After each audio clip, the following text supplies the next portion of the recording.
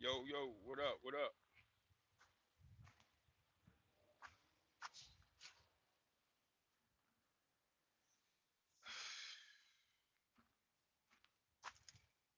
What up? What up, J Rock? Hey,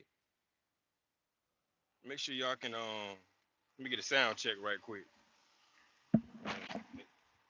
Issues, audio issues for some reason.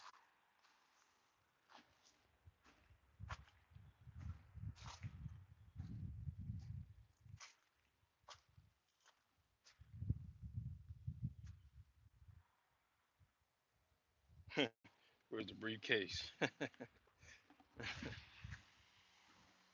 What up, Leak? Oh, you can hear me? Okay.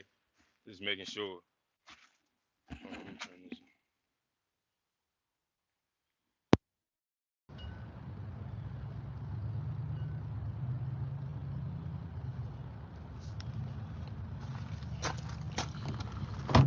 Oh boy. Let me tell you. Come back. Come back, stuff still the same. Ain't no change. What up, Diamond Roses? First, okay. Um, Victor, like you just got back from the yard. Okay. I was actually looking that up last night. I was looking at DR because I haven't been to DR yet, but I've been looking at it. Headed to Medi December 4th, 3 days. Okay, yeah, that's a good time to go out there. Around that time.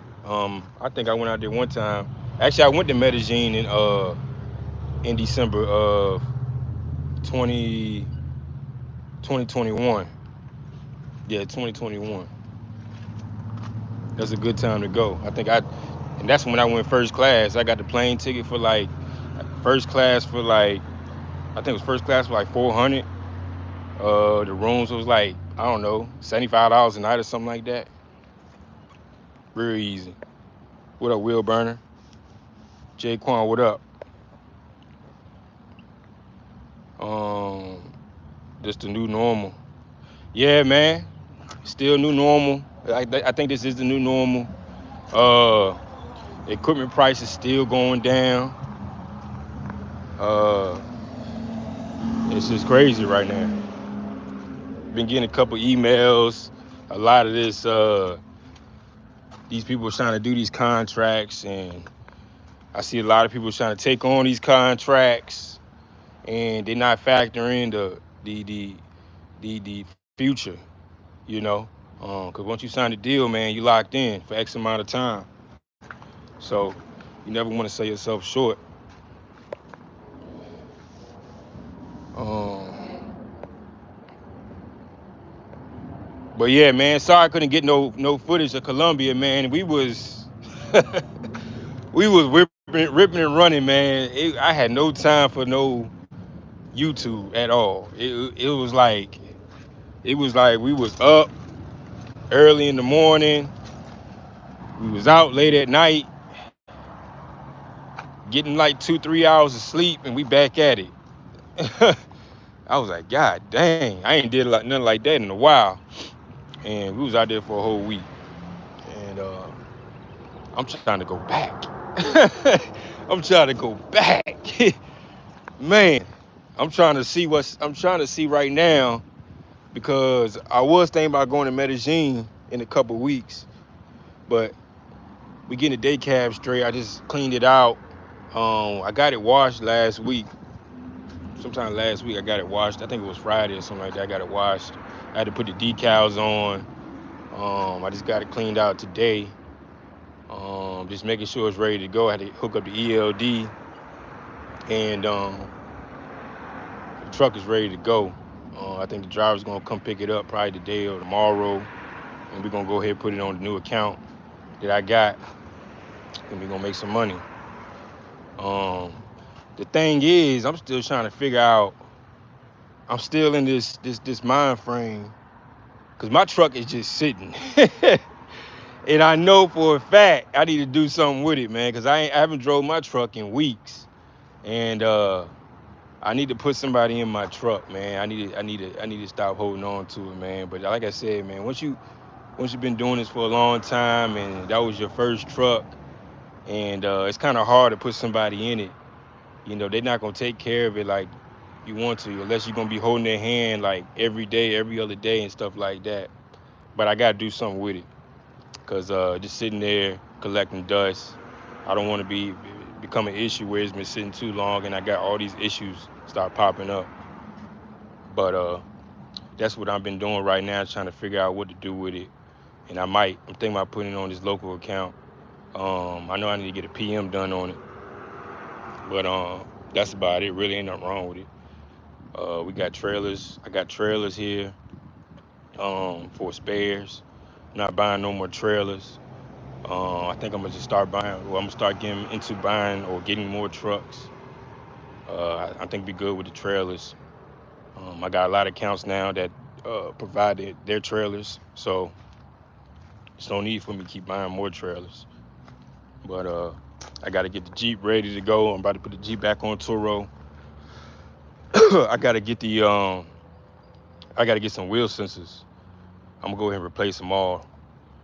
But I don't know what happened with the wheel. I think they got some aftermarket wheel sensors on there. Something's going on with them. But I got to get some wheel sensors, and we're gonna get that taken care of. And I'm gonna get the steps for the Jeep. Once I get the steps and the wheel sensors, we put it back on Turo, and we get some money off of that.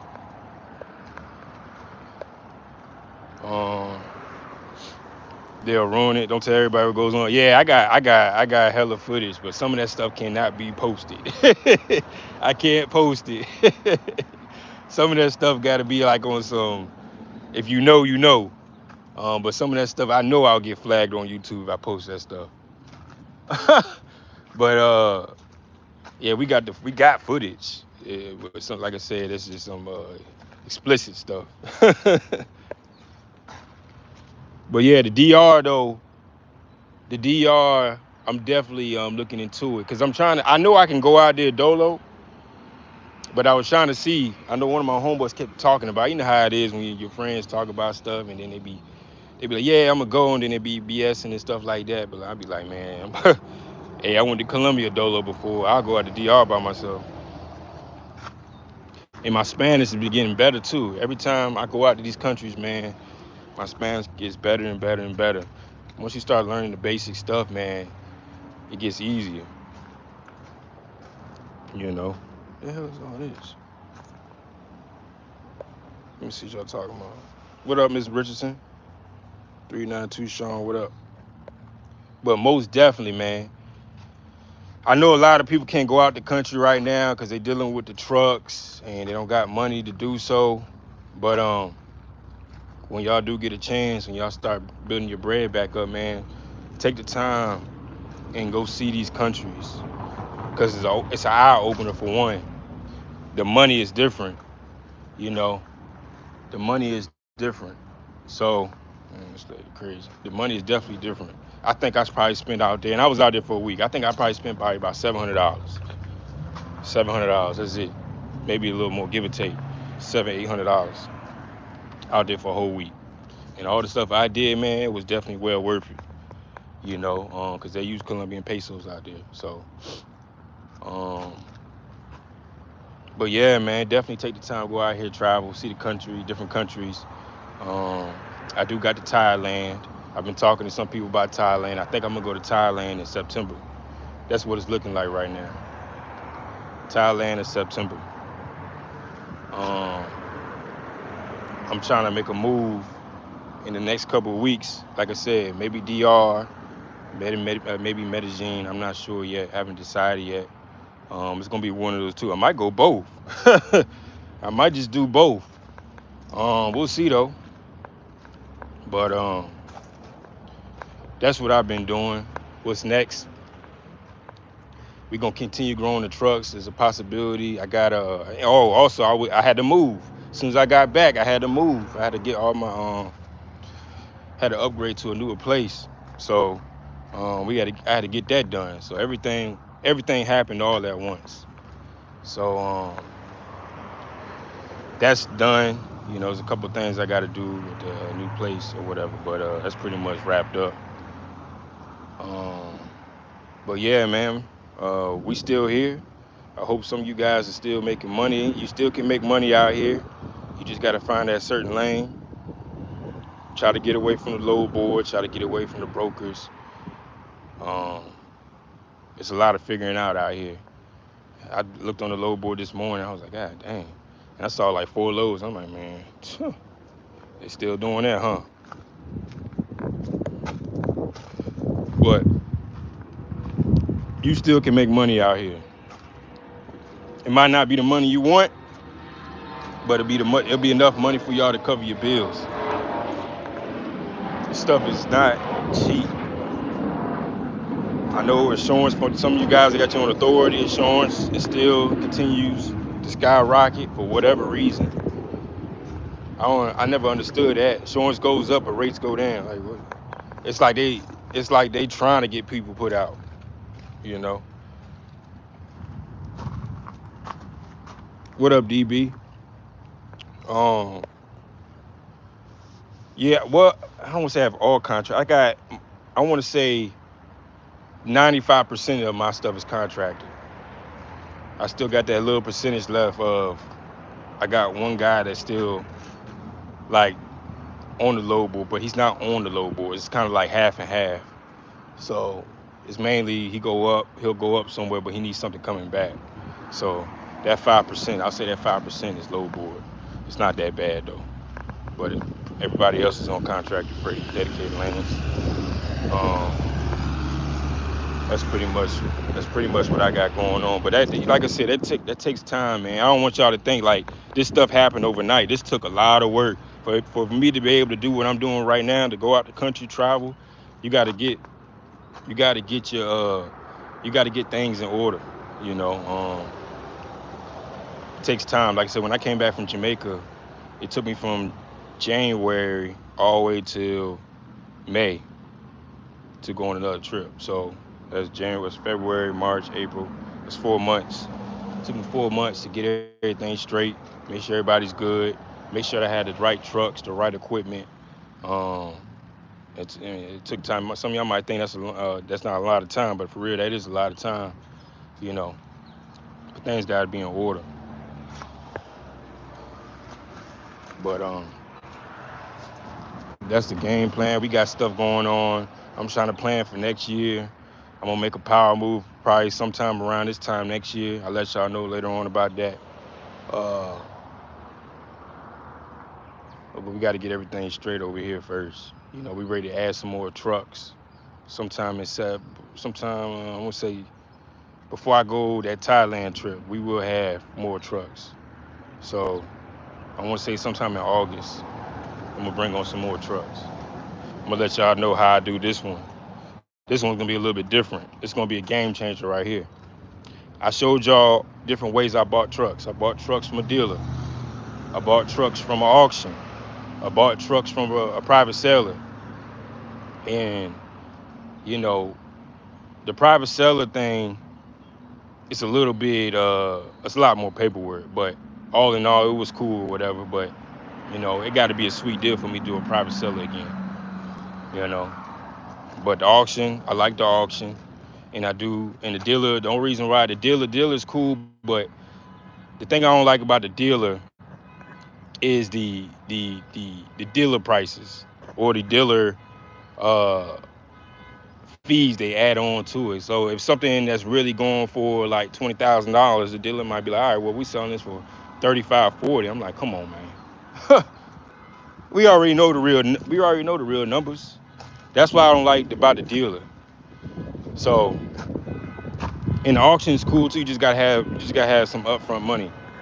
Especially like if somebody asked me about the auction Taylor Martin. Yes, you gotta have $5,000 to even bid. You got to have $5,000 to even bid. Whether you got the and I think they want a credit card or some from a bank account or something like that. I don't think you can do cash. So you got to have $5,000 to bid. And if you win the bid, they take the $5,000.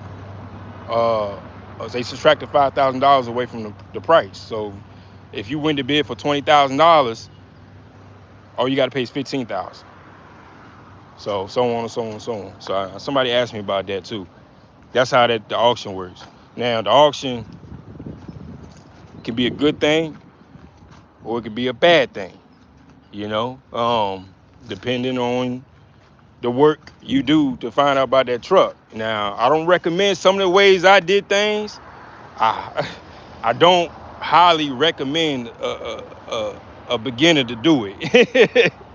I don't want nobody to say, "Oh man, I went out there and went to the auction. I got this truck and it was a lemon." Duh, it is. I'm like, listen. Some of the things I done was a win, and some of the things I done, it didn't work out. You know, that's part of the game. But the trucks is rolling. The two trucks I got from the auction, they good. I did what I had to do with them.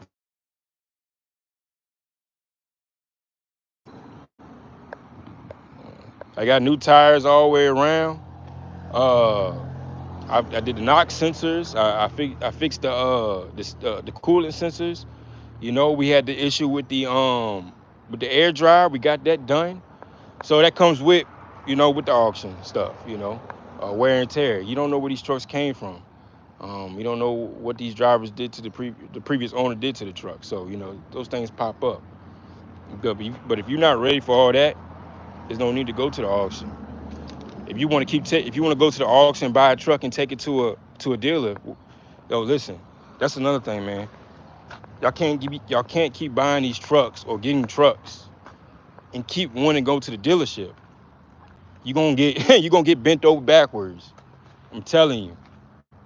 I'm telling you, man. You gotta stay away from the dealerships, man. I have my opinions about warranties. Okay, cool. Some of y'all might like warranties, but listen, my thing about warranties is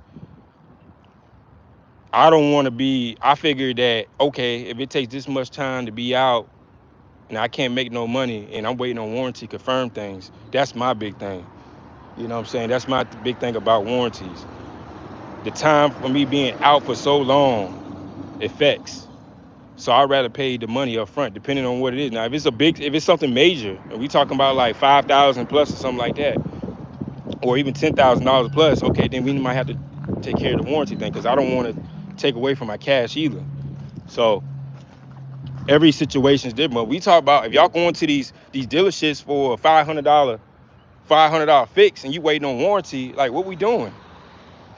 That's what I be talking about. Some of you guys will go to a dealership for a $500 fix and you out for a whole week. Make it make sense. That's what I be talking about. So y'all definitely got to keep finding these mechanics. They out here, they're looking for work. I don't do whatever you got to do to get the mechanic to be on your side. You know, might have to pay a little bit extra money to get him to do what he needed to do. But at the end of the day, it was always going to be cheaper than going to the dealership. Like I said, the dealerships out here, I don't even fool with the dealerships out here. Every time you call them, we behind 2 weeks. How every time I call y'all behind 2 weeks? It doesn't make sense. I don't know. When you start hearing that constantly, it's like, all right, man, that's going to make you want to go find you a mechanic. I even had a mechanic. I went to Cummins probably about 2 months ago. I went into Cummins dealership.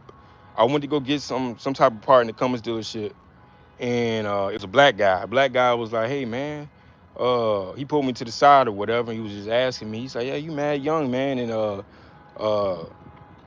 I like what you're doing," or something like that. Somewhere around the lines like, "I like what you're doing." And he was telling me, "Hey, I got a mechanic that used to work here. I give you his number.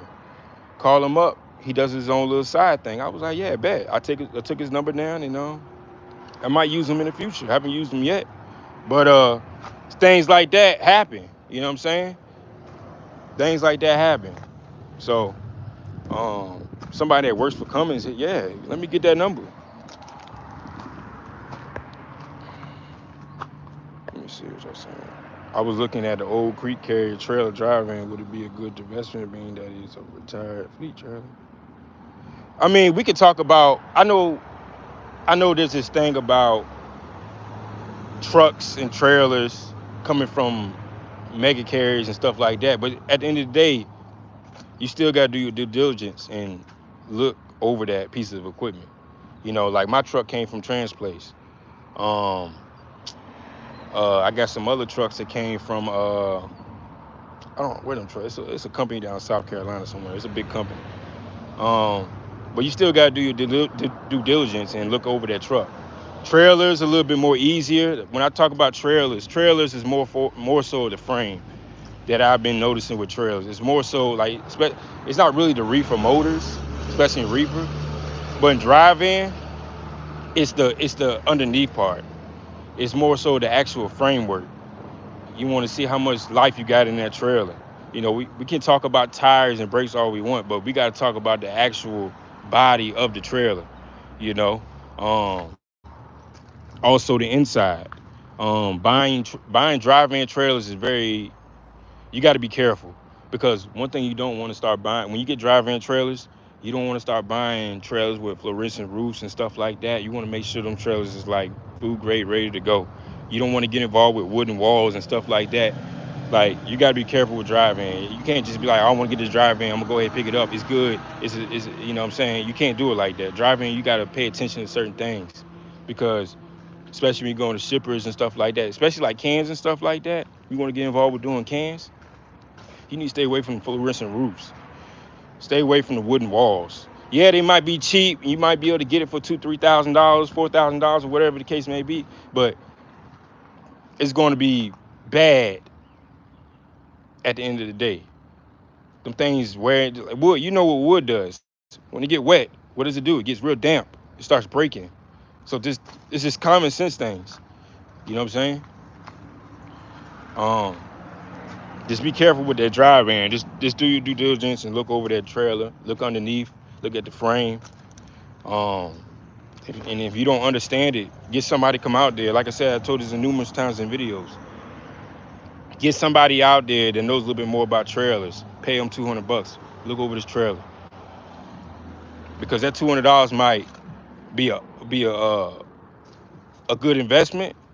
That $200 could be a good investment for you, because at $200 he might be like, yo, you might got 30K or 20K cash ready to buy a piece of equipment. You pay that $200 for somebody to come out there and look at it, and he might be like, yo, this is not a good buy. Well, you just saved yourself $20,000, $30,000. You see what I'm saying? Um, it's good. It's a good investment. And the warranty, what is something? Ms. Richardson, warranty from dealers. Yeah, like I said, the warranties. Like I said, I had a warranty on my joint. I think I used it maybe once or twice. It wasn't beneficial for me. I'm not saying that people that do got warranties, it might have got better over the years. Like I said, I got my truck 4 years ago, 4 or 5 years ago. The warranty might have got better. I don't know. Never looked at it, never looked into it. I did look into it one time for the newer trucks. Here we go with the phone calls. I did look into it one time with the newer trucks, but it just didn't make sense to me. Like they wanted me to pay like $7,000, $8,000 for this warranty, and it didn't even cover the parts that I needed to cover. Yeah, you talk about the engine, transmission, and all that. That's cool, but when you talk about these trucks and when it's dealing with depth and stuff like that, there's certain things in the depth that it needs to cover and it doesn't cover. So after that, I just turned my head, kept it moving. The only thing I will get on those newer trucks is probably APU. Now I've been looking at the scrap yard. I've been looking around. I've been looking at trucks that's been caught on fire, that the APUs are still good, and I can go get it, and I get somebody to fix it up. Well, I'd probably save me probably like 10 grand, 15 grand or something like that. Because them APUs is going for what? The newer ones, what are they going for, like 10? No, they might be more than that. I think they're around 20. Yeah, I think so. 10, 20, something like that. But either way, I'll probably save me hella money if I find me something like that still in good condition, put newer parts on it, and get my guy to fix it up. You know. Let me see. Diamond Roses, if you was getting your first truck in this market, how would you start? That's a good question. That's a good question. I probably do the same way I did it last time, which is I went to the dealer. I wouldn't go to the auction. because I wouldn't be educated enough. That's a bold move. I probably I would have did it the same way I did it the first time. I went to the dealer. Um, you know, try to get the best interest rate. Make sure I had. The only thing I would change differently is make sure I had more cash, because what I did was use my credit. So I definitely will have a little bit more cash than I did last time. But I'll do the same way. Go to the dealer. Like I said, you're gonna probably pay more, but at the end of the day, if you're a hustler and you keep working, you'll be all right. You'll be able to weather all this nonsense, these rates being down and stuff like that. You'll be all right.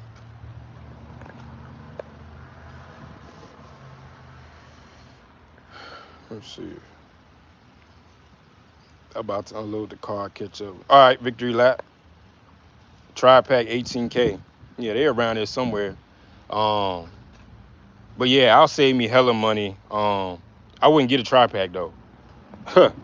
Definitely would not get a Tri-Pack. But I would get a carrier before I get a Tri-Pack. There's a lot of reasons behind that. I know I had a Tri-Pack on mine. I did a video about it years ago. Took it off my truck and sold it. I got like $800, $1,000 for it, and sold it to Thermo King. But I had so many issues with the Tri-Pack. So many issues. I mean, that thing would break down every week. Every week or every other week or whatever it was. It was useless. But I wouldn't get a Tri-Pack. See, I learned from a lot of different things that I had, and I wouldn't do it again. Like, for instance, when I bought that first truck I bought, that Kenworth with the what you call in it? What it had in it? What's that engine called? Pack car. The Kenworth with the pack car in it. No disrespect anybody get pack. I know Lee got pack cars in his trucks, but I wouldn't buy a pack car no more just because the issues that I had with it. I had so many issues with the pack car. I wouldn't buy a pack car, and I stand on that to this day. I would never buy a pack car. I'm good. I wouldn't even think about buying a Max Force. I'm good. Reason why I never owned a Max Force, but when I was a company driver, I drove Max Forces. Max Forces. When I was working for PFG, I had a Max Force. I'll never buy that Max Force. I remember so many times I would call the manager, "Oh, I'm broke down. The truck not working." That right there, like I said, you go through so many different experiences, and when you start your own business, you start getting involved with buying trucks, you already know what not to do. You already know what not to buy.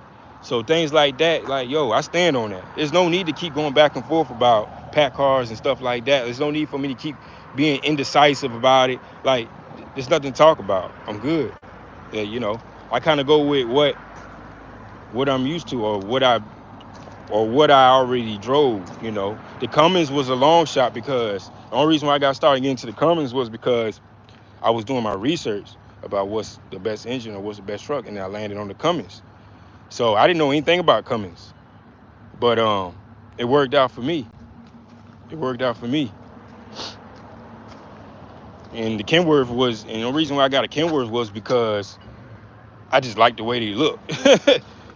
I just liked the way they look.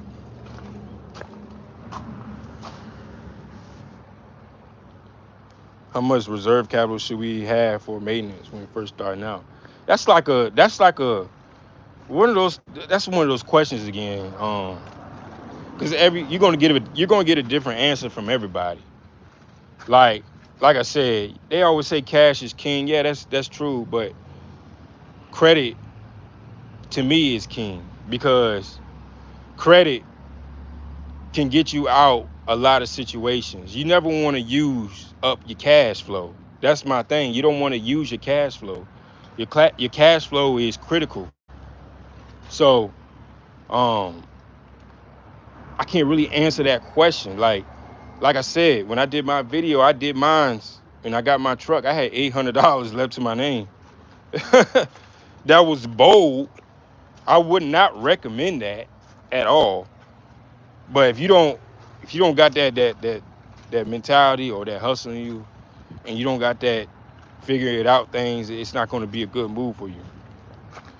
But $800 is not a lot of money left over after you buy a truck that was what 100K, like 90, 100K, whatever it was. Um, and I did get chewed out a couple times with that, but we kept it moving. But that's what I said. Credit dug me out that hole. Credit dug me out that hole. So um, I really hate answering questions like that. I wish I can give you an answer, man. But that's one of those questions, man. I just tell y'all to, get your credit in order, have enough money that you feel comfortable to be on this road for X amount of time, and be able to take care of your bills and still take care of your bills and all that. But that's just one of those questions, man, that I can't really give you a direct answer.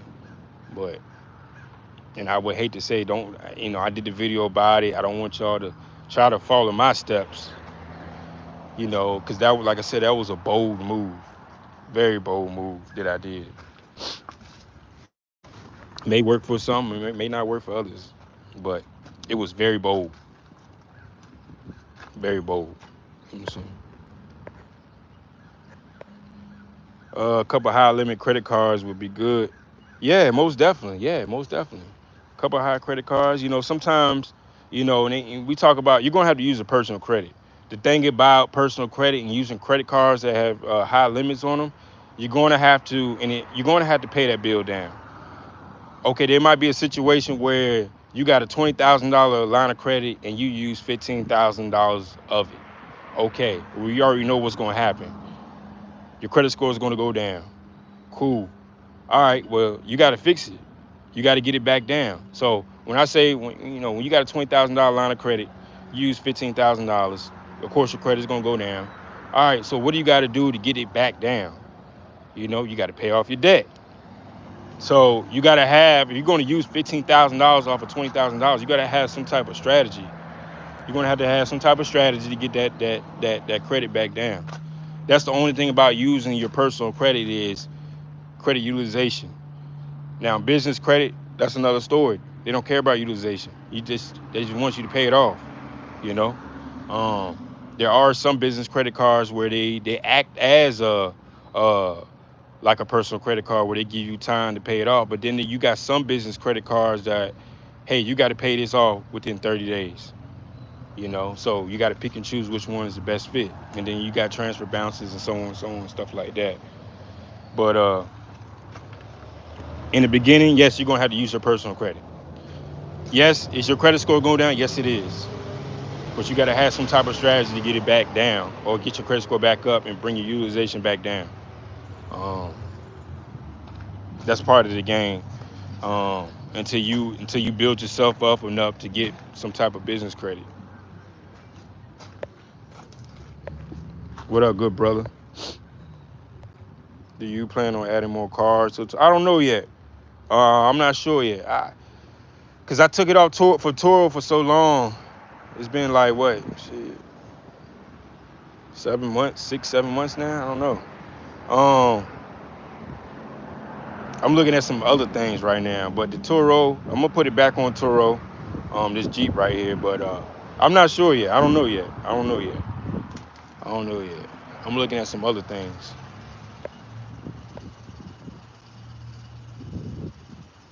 I appreciate it, Diamond Roses. Trip was good. I loved the trip. Had a ball. Wasn't trying to come back to this. I'll tell you that. Uh, like I said early in the video, I'll probably get out of here again in about 2 or 3 weeks. To be honest. Like I said, I was actually on the joint last night looking at some places, but I haven't figured out where I want to go yet.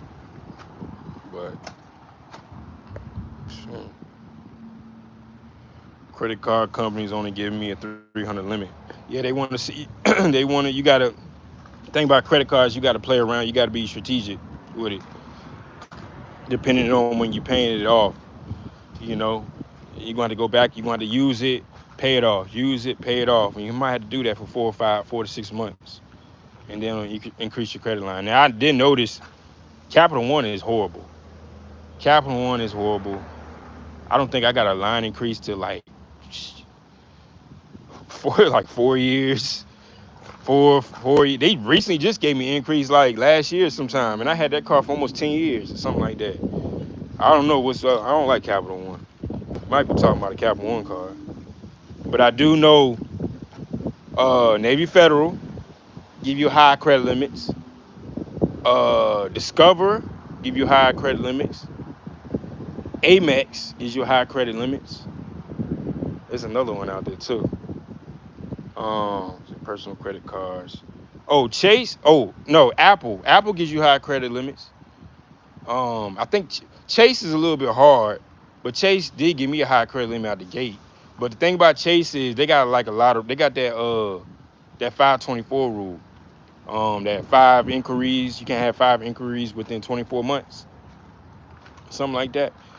So Chase is a little bit difficult, but Chase does give you a decent line of credit. I mean, credit limit. Yeah, the Navy Federal gave me like what, 19K straight out the gate, like 19,000. That joint all the way up to like 30K now.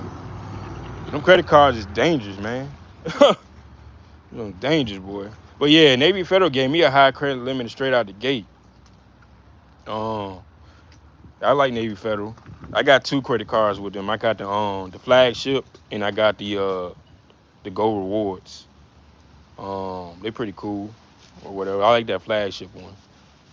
Um, but I got them two cards with Navy Federal.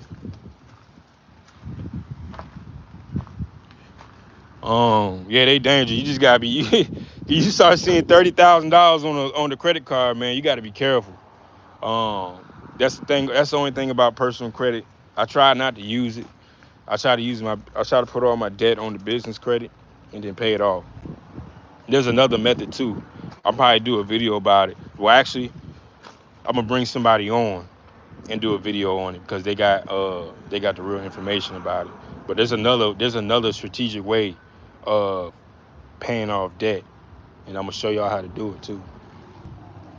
I'm gonna show y'all how to do it. But I'm gonna do a whole video. I'm gonna do a live show with it and bring somebody on with it. Me and him been having talks with it, but I be so busy, man. Let me see.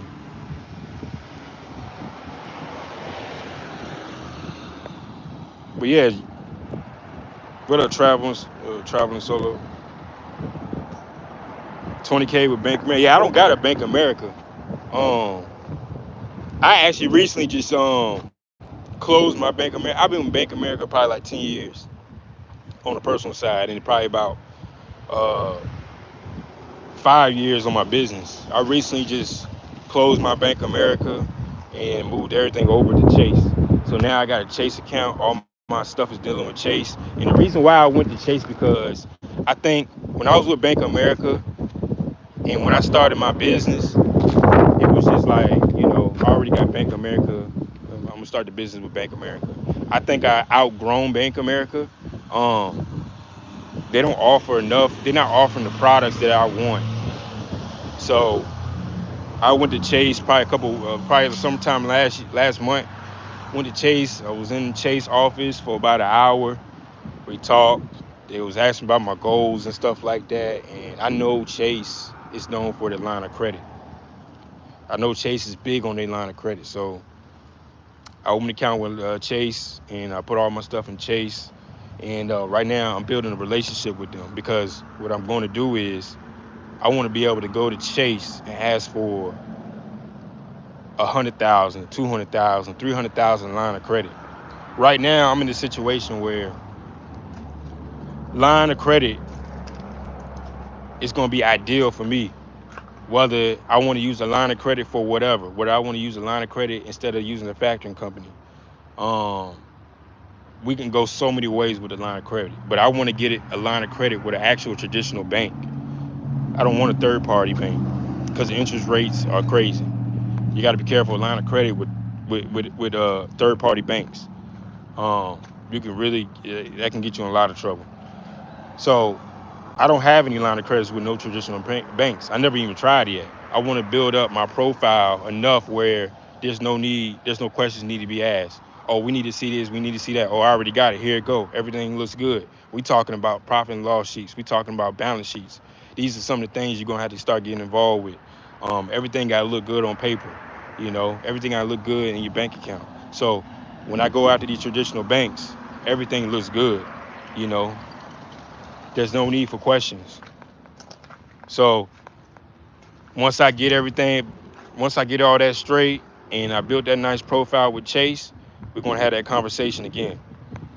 Because I already told him we're gonna have a conversation. So we're not ready yet, but it's coming. I want to say next couple months we should be having that conversation soon with Chase.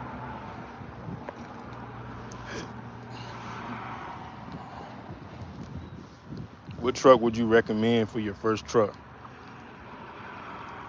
A truck that's not a pack car, a truck that's not a Max Force.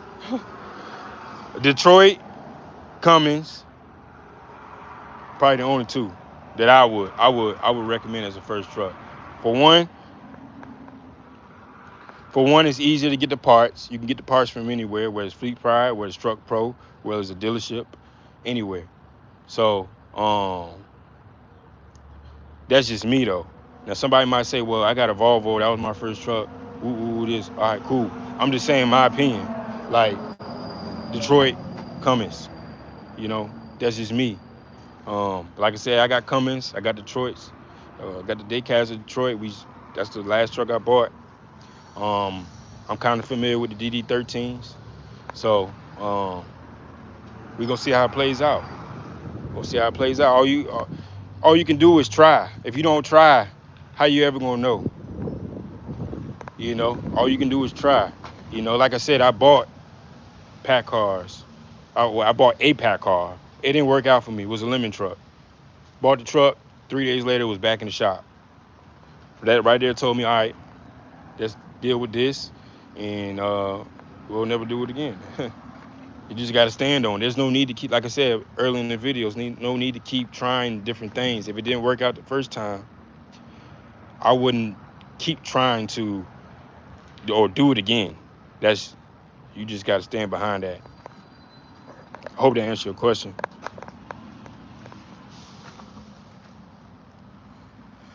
How can I get my lease payments reported? Reported to credit bureaus? I don't think you can get them reported. That's I don't think it don't work like that. It don't work like that. The only thing lease payments can do for you is for tax purposes. Um, you can get it like something created, you know, from the people that you're leasing from. So when you try to go buy a truck, like, hey, I did this, that, and the third, but that doesn't all the time work. You know, that don't all the time work. So you can get something from, like I said, from the people you lease it from, some type of like a statement written up saying, hey, this individual did this, that, and the third, paid on time, was on time, and you can provide that to a dealership, or a bank that you're trying to finance a truck with. That might work, but it's not guaranteed. Um, I know people trying to get around the whole buying a truck without using your credit. You're gonna have to use your personal credit to get a truck.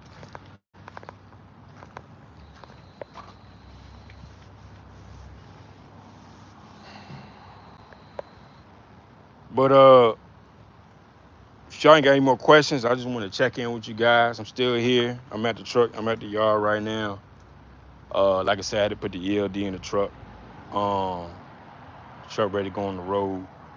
Everything looks good. Um, I did catch some on the truck last week. I had some missing bolts on my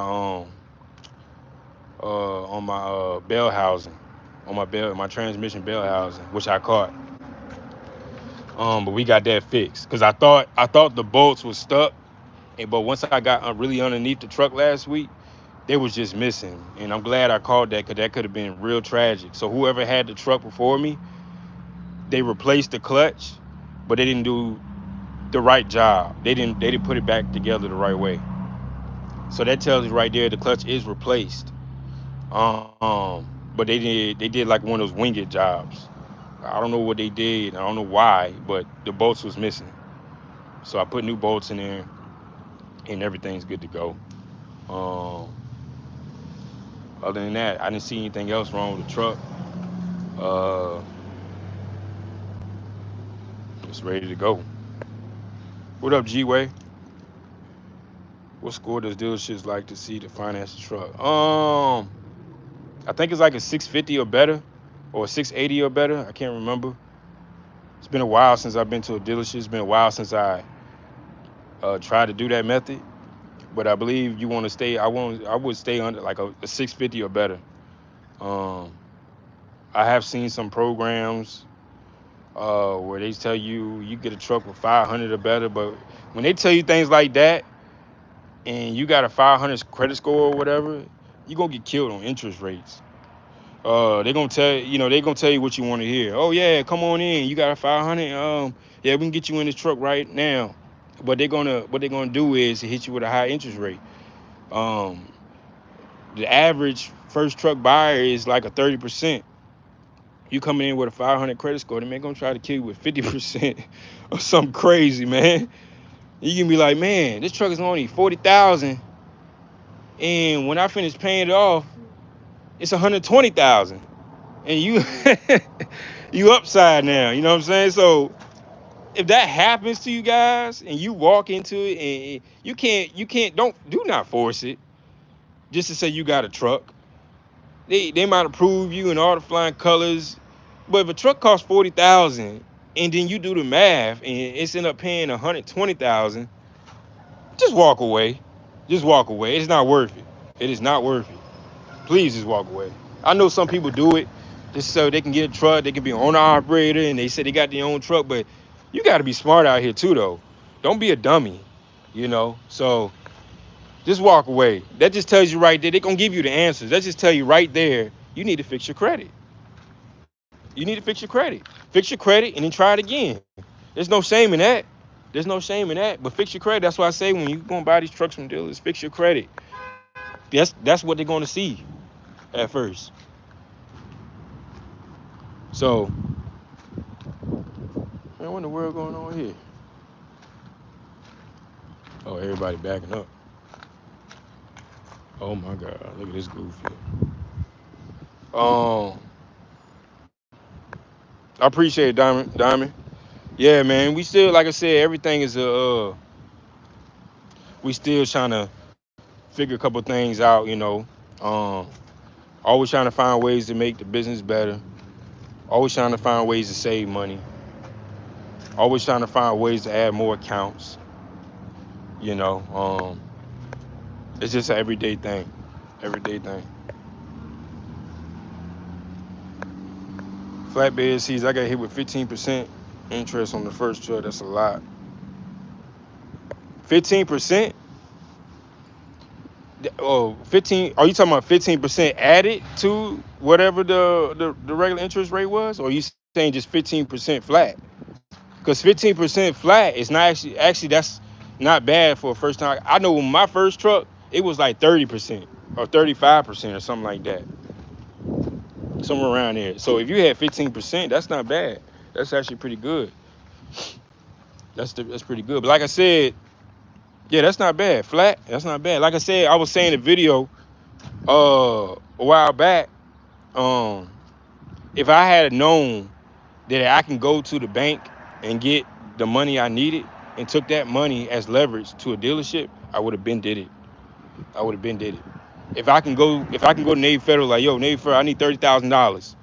They be like, all right, I'm gonna say I need a personal loan for $30,000. If I could took that $30,000 and took that money to a bank, I would have did it. But see, I didn't have that knowledge back then to do that. You know, that's why I tell you guys, don't be in a rush to buy a truck. Don't be in a rush to pay all this interest rates and all these fees and stuff like that. Don't be in a rush to get a truck, to say you had a truck and now you're paying $4,000 a month for a truck. You have to, at some point, but I don't want to say at some point, in the beginning, you have to keep your credit in check. You have to fix your credit. It's plain and simple. Plain and simple. Some of you guys might have a high credit score, but you don't got nothing on your credit. You don't got a car note. You don't gotta no type of. You gotta have some type of mixture of different things. Whether it's car note, whether it's a mortgage, whether it's paying credit cards. You're gonna have a mixture of things. They want to see those kind of things. So don't try to go to a dealership and say, oh, I got a 750 credit score, but you ain't got nothing on there. That's like when an 18-year-old turns 18, when a 17-year-old turns 18, and he got a high credit score, but he has nothing reported. You got to have something reporting, and it got to be a mixture of things too.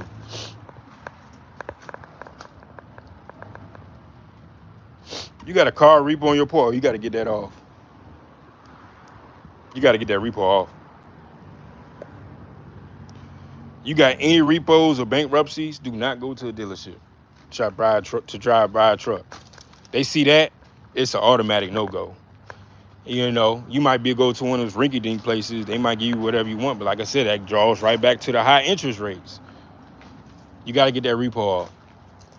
I think repos take like 7 years to come off. And I don't think no credit repair can help that. I'm not sure. That's a tough one.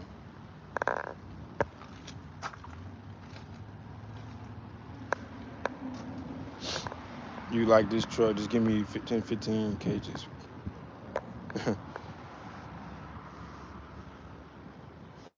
I hate debt and interest. Yeah, man, it's a cold world out here, man. But this is life. Debt, interest. It's just part of life, man. And you can tell right now everything is revolving around credit. That's just what it is, man. It's no running from it. And like I said, the banks are getting real tight on the trucking industry. The interest rates are getting higher. It's harder for people to get trucks. They want to see certain things, and so on, so on, so on. It's just getting harder and harder and harder. And I know some of you guys are trying to get your first truck, and the banks are saying no. Well, the banks are going to give you the answers to why they're saying no. So if you can fix that, then fix it, and then come back to them. Like, listen, I fixed everything the reason why y'all said no. They're going to give you the answers. It might take you a little time to fix it, but at least you know what needs to be done. you know. But like I said, don't be in a rush. I know people are still doing lease purchases, or people are doing leasing, and people want to get their own trucks, and trying to figure out ways to get one. They're trying to finance one, or they want to go to the auction and stuff like this. But you gotta, like I said, you gotta do your own due diligence. You can watch my videos and play them back, keep playing them back, playing them back. But like I said, I did what I did. I just drop videos and show you all my journey and how I do certain things. I give y'all different options. I bought truck, like I said earlier in the video, I bought trucks from the auction. I bought a truck from the dealer. I bought a truck from a private seller. I bought trailers. I sold trailers. So I done different things. And it might help some of you guys, it might not. And there's nothing wrong with leasing trucks either, because I done leasing. I done a lease purchase before. But you got to learn how to. I guess the word is finesse the game. Finesse the game. Like I said, I finessed a lot of different ways. To get certain things. Like I got my first truck. I told y'all about it when I was with Metalark. They gave me $3,500. I said, boom, okay. All I need is $1,500. I went to the MHC. They said, oh yeah, all you got to put down is $5,000. I said, all right, bet. Metalark gave me $3,500. I came up with $1,500. Boom, I got a truck. Metalark told me, all right, I asked Metalark, before I buy this truck, can I take it anywhere I want to take it? They said yes. So what I did was I stayed with them for a whole month, and I teamed. Paid them back $3,500, and I left. There's always going to be a loophole with some of these companies, because especially if they're starting out programs, they don't know what they're doing. They don't have all the kinks yet. It's up to you to figure out what the loophole is. You just got to move quickly. Because once they figure out once they start figuring out people doing these certain loopholes, they're gonna close it. They're gonna close it. That's just what I did. You know, don't go to Metallock now because I'm pretty sure the game they've been dead away with that. And I know a lot of people commented on that video. Y'all gotta understand that was like 4 years ago, almost 5 years ago. No, that was like 4 or 5 years ago. No, that was longer than that. That was like 5 or 6 years ago.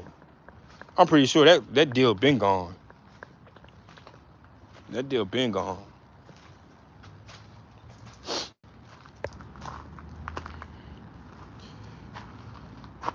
What if I can't get the repo off? You gotta wait to 7 years. I think it's even 7 to 10 years. Every bank is different. You gotta wait till it come off.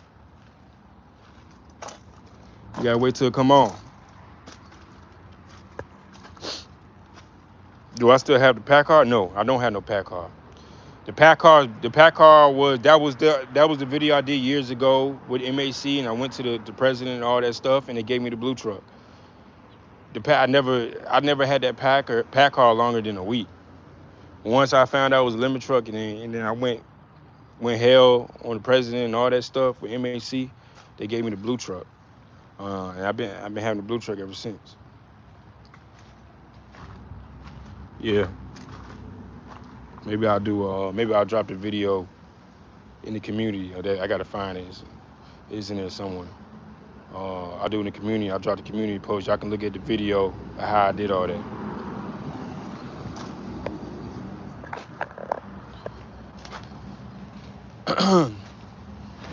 But let me close this truck. I think I'm done over here.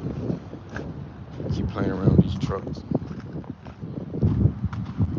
But let me go ahead and get up out of here, man.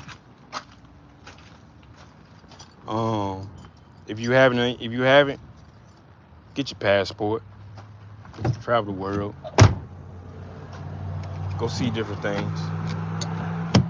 Get out that truck. You know, it's cheaper to travel out the country than it is to travel inside the country. That's crazy, right? That is crazy. Get your passport, travel the world. If you need help finding somewhere to go, if you need some advice, hit me up. Some of these places you can't go by yourself. Don't let nobody tell you can't.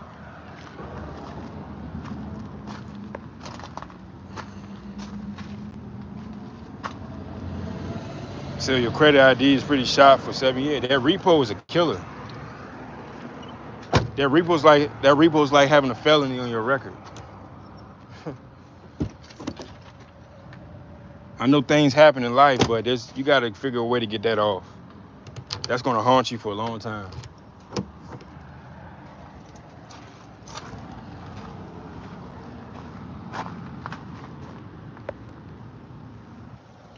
If y'all need to contact me, hit me up on my email. Call me Cooley804@gmail.com. That's call me Cooley804@gmail.com. If you got any questions, I'm pretty quick with it. It's on my other phone. I don't got it set up on this phone. So when I get back to the house, I'll turn my phone on and check my emails. I'm pretty sure I got a whole bunch of stuff on there. But I'll check my emails.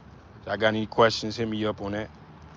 If y'all want me to do a video about something, send it in an email. I'll do a whole video on it. And like I said, we still here, man.